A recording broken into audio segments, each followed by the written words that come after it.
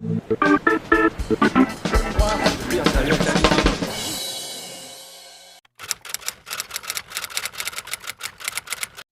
connaissance des croyances dont on a besoin pour soigner est importante,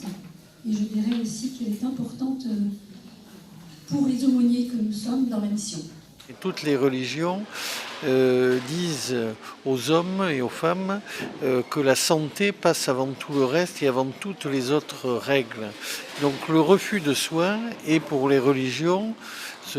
qu'on pourrait qualifier d'un péché. Et ne pas se faire soigner dans les préceptes religieux est une conduite qui ne respecte pas la foi religieuse de la plupart des religions. Ensuite, si on va l'exprimer simplement comme ça dans le cadre de la relation de soins, c'est difficile à dire pour un soignant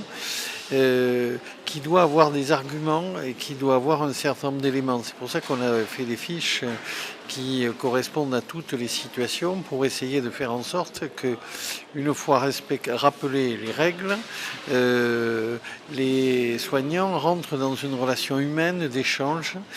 C'est la relation médecin-patient, infirmier-patient, soignant-patient en général, c'est-à-dire réintroduire l'humain dans la relation de soins qui va permettre de résoudre ces situations et pas se contenter de rappeler des règles de loi ou des règles même religieuses. Parfois quand on a une blouse blanche, ça donne un peu cette autorité qui n'existe pas, hein, mais quelque part non, on est ici, ça se passe comme ça, je vous rappelle que,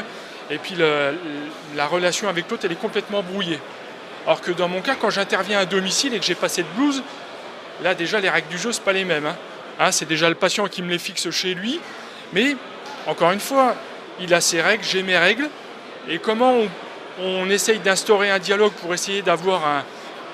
consensus, je ne sais pas si c'est le mot, mais arriver à ce qu'on s'en sorte tous les deux pour se faire grandir l'un l'autre. La base de la laïcité, c'est peut-être ça, se laisser le droit de se connaître déjà et de connaître l'autre, en tout cas la personne qui est en face de moi. Il y a des soignants effectivement qui sont bloqués vers cette laïcité, considérée comme un refus, et d'autres plus questionnants, qui cherchent à faire avancer les choses et à ouvrir et à mieux connaître les religions de leurs patients et les prendre soin d'eux dans leur globalité, de patients dans le domaine du soin, mais aussi en tant qu'individu et ce besoin de spiritualité et de vivre leur religion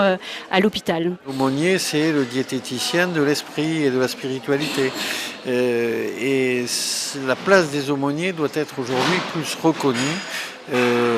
à la fois en amont pour éviter les situations complexes et les prévenir, et puis lors d'incidents pour aider à leur résolution.